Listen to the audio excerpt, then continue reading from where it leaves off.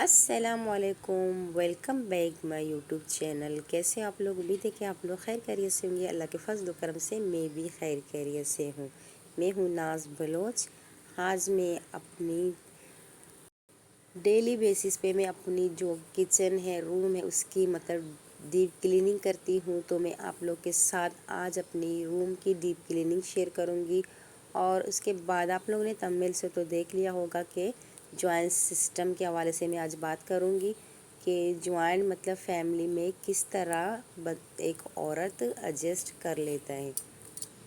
ایک عورت کے لیے ایڈجسٹمنٹ کرنا بہت ہی مشکل ہوتا ہے، وہ بھی جوائنٹ فیملی میں، کیونکہ ظاہر سی بات ہے جوائنٹ فیملی میں بندہ جاتا ہے تو اس کے بعد 1 سے 2، 2 سے 3، 3 سے 4، 4 سے 5، ایسے اسی طرح فیملی بڑھتا جائے گا اور مشکلات بھی بڑھتے جائیں گے۔ اگر سمجھدار عورت ہوتی ہے تو وہ ایڈجسٹ کر لیتی ہے، برداشت بھی کرنا پڑتا ہے، جوائنٹ فیملی میں ایڈجسٹ کرنا پڑتا ہے، کیونکہ اگر جو عورت برداشت نہیں کرتی تو اس کا جو ہے گھر کبھی نہیں بستا۔ تو ایک عورت کو برداشت کرنی پڑتی ہے، کیونکہ جوائنٹ سسٹم فیملی میں یہی ہوتا ہے کہ دیور دیورانی کے بچے وغیرہ ہوتے ہیں، تو ظاہر سی بات ہے آپ آج ایک ہو تو کل 2 ہو جاؤ گے، تو آپ کے بچے ہو جائیں گے، تو آپ اپنے بچے کو کس طرح منع کرو گے کہ نہیں جانا ان کے ساتھ کھیلنے کے لیے، یہ کام نہیں کرنا ان کے ساتھ؟ تو ان کے جو ماں باپ ہے وہ بھی ناراض ہو جاتے ہیں کہ ہمارے بچیوں کے ساتھ اپنے بچہ یا بچی ہے اس کو کھیلنے نہیں دے رہا، کیونکہ جوائنٹ فیملی میں بہت مسئلے مسائل ہوتے ہیں، لیکن ہمیں خود ایڈجسٹمنٹ کرنی چاہیے، تو ہم لوگ کچھ ایڈجسٹ کرتے ہیں۔ جیسے کہ میں بھی جوائنٹ فیملی میں رہتی ہوں، جوائنٹ سسٹم فیملی میں رہتی ہوں، کیونکہ ابھی میں نے جو اپنا پورشن الگ اوپر بنا دیا تھا، ابھی جو کہ ہے میں اوپر رہتی ہوں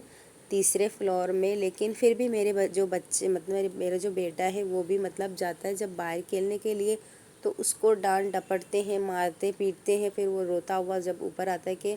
بولتے مما مجھے فلانے نے مارا، تو میں اس کو ڈانٹ دیتی ہوں کہ نہیں، بری بات ہے، آپ نے تو نہیں مارا اس کو۔ وہ بولتی کہ نہیں مما میں نے نہیں مارا، تو وہ خود شروع اس نے کی ہے، اس نے مجھے مارا ہے۔ تو میں بولتی ہوں کوئی بات نہیں، میں اپنے بچے کو اسی طرح سمجھاتی ہوں، کوئی بات نہیں، آپ کی چاچو کی بیٹی ہے، اگر آپ کی چاچو کا بیٹا ہے تو آپ رہنے دیجئے۔ اگر کوئی اور دوسری عورت ہوتی نا تو پھر وہ چیختی چلاتی کہ میرے بیٹے پہ کیوں ہاتھ اٹھایا ہے آپ کے بچے نے، تو پھر وہ وہی لڑائی جھگڑا، اس طرح لڑائی جھگڑا پھر ہوتے رہتے ہیں۔ تو آئے دن لڑائی جھگڑا ہوتے رہتے ہیں کہ یہ بچوں کے لیے کہ میرے بچوں کو فلانے نے مارا، اس طرح ہی ہوتا ہے۔ یہاں پہ میں دیکھ رہی تھی ونڈوز سے کہ 3 کوے تھے، تو وہ میرا جو ہے جھاڑو اس کو کھا رہا تھا، تو 2 کوے بیٹھ کے دیکھ رہے تھے، تو پھر میں نے کھڑے ہو کے تماشا دیکھا کہ میں نے کہا یہ دیکھتی ہیں کیا کریں گے۔ تو یہاں پہ میں اپنی فریج آج میں نے بولا کہ ڈیپ کلین کروں گی اپنی فریج کو، اور ابھی تک ہماری پیمنٹ نہیں آئی ہے، اتنی ہم لوگ پریشان ہیں، دعا کرو ہماری پیمنٹ آ جائے، ہماری پریشانی مسئلہ مسائل سب حل ہو جائیں، انشاءاللہ حل ہو جائیں گے، مجھے اتنا بھروسہ ہے، اتنی امید ہے اپنی رب کے ذات پر، جس نے پیدا کیا ہے وہی رزق دینے والا ہے۔ تو یہاں پہ میں اپنی فریج کی ڈیپ کلیننگ کروں گی اور آپ لوگ کے ساتھ شیئر کروں گی۔ تو جوائنٹ فیملی کا سسٹم یہی ہوتا ہے، اگر کوئی عورت برداشت کرے تو اس کا گھر بس جاتا ہے، اگر کوئی برداشت نہیں کرے گا اس کا گھر کبھی نہیں بستا۔ جب میں نیچے پوشن میں بھی ایسے بیٹھتی تھی تو وہاں پہ مجھے بہت سارے مسئلہ مسائل کے سامنا کرنا پڑا،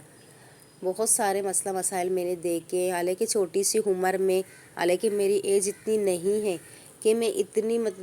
دکھ اور تکلیف اپنے اندر سما کے بیٹھی ہوئی ہوں، کیونکہ میرا اتنا ایج بھی نہیں ہے کہ میں اس عمر میں اتنی ساری دکھ تکلیفیں اپنے دل کے اندر سما کے بیٹھی ہوئی ہوں، پھر بھی میں اف تک نہیں کرتی، اپنے گھر والوں سے شکایت نہیں کرتی، کیونکہ یہ بھی تو بہت بڑی گناہ ہے کہ اپنے سسرال والوں کی باتیں جا کے اپنے میکے والوں کو بتانا۔ تو جو عورت اپنی سسرال کی باتیں اپنے میکے والوں کو بتاتی ہے تو وہ اچھا نہیں کہا جاتا کہ وہ عورت چغل خور کہا جاتا ہے اس کے، کہ چھوٹی چھوٹی باتوں کو لے کے اپنے میکے پہنچ جاتی ہے، ہر بات اپنی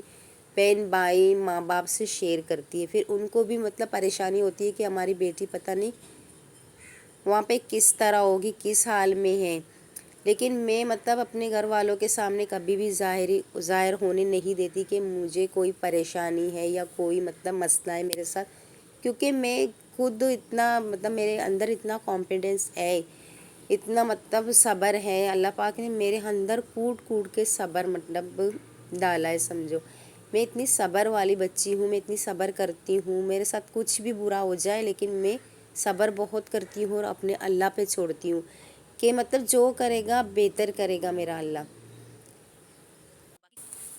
میں نے صبر کیا، برداشت کیا بہت مطلب سال، مطلب جیسے کہ میرے شادی کو 5-6 سال ہو چکے ہیں، میں نے 3-4 سال صبر کیے۔ صبر کا پھل مجھے ایسا ملا، ایسا ملا، ایسا ملا کہ میں بیان نہیں کر سکتی۔ بولتے ہیں نا اللہ پاک یہی بولتے ہیں کہ صبر کرو، صبر کا پھل لازمی میں آپ لوگ کو دوں گی۔ تو اللہ پاک نے مجھے صبر کا پھل دے دیا ہے۔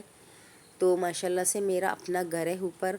چھوٹا سا ہے لیکن ہے تو صحیح، میرا اپنا گھر ہے، کوئی نہ روکنے والا نہ ٹوکنے والا کوئی بھی نہیں ہے، کیونکہ میں جو ہے نا اپنے مطلب گھر کے کام کاج بالکل ٹائم سے کرتی ہوں۔ میں یہ نہیں دیکھتی کہ میرا مطلب میں یہ بھی نہیں سوچتی کہ میرے پیچھے کوئی نہیں ہے تو میں سوچ کے اپنا کام کروں، نہیں۔ میں صبح جب سویرے اٹھتی ہوں تو نماز پڑھتی ہوں، قرآن شریف کی تلاوت کرتی ہوں، یاسین شریف پڑھتی ہوں، اس کے بعد محمد کے ابو کو میں بھیج دیتی ہوں کام پہ، کیونکہ وہ 6 بجے چلا جاتا ہے کام پہ۔ پھر اس کے بعد جب میں تھوڑی سی ریسٹ کر لیتی ہوں، پھر 7 بج جاتے ہیں، پھر میں محمد کو ریڈی کر کے ناشتہ وغیرہ کروا کے چائے میں پی کے اور ٹفن اس کا ریڈی کر کے اس کو بھیج دیتی ہوں اسکول۔ پھر اس کے بعد میں اپنا گھر کا کام کرتی ہوں۔ میں اپنی مرضی سے اپنا گھر کا کام کرتی ہوں، لیٹ کرتی ہوں، سیٹ کرتی ہوں، مگر کرتی تو مطلب کرتی ہوں۔ اول تو میں لیٹ کرتی بھی نہیں ہوں، میں سویرے اپنا گھر کا کام کرتی ہوں سب کچھ، پھر میں بیٹھ جاتی ہوں 7 جیسے کہ 7 بجے میں محمد کو اسکول بھیجتی ہوں، اس کے بعد اپنے گھر کا کام جلدی جلدی نپٹا کے چائے مائے پی کے سب کچھ کر کے 8 بجے میں فارغ ہو کے بیٹھ جاتی ہوں۔ تو پھر ہمارے جو نیچے فلور والے ہیں وہ ابھی تک کچھ لوگ بندے سو رہے ہیں، کچھ اٹھ رہے ہیں، کچھ کیا کر رہے ہیں، کچھ کیا نہیں کر رہے۔ میرا فائنلی 8 بجے پورا کام کلیئر ہو جاتا ہے، کیونکہ اگر باہر سے کوئی آتا ہے نا تو بولتے ہیں واہ کیا روم ہے، کیا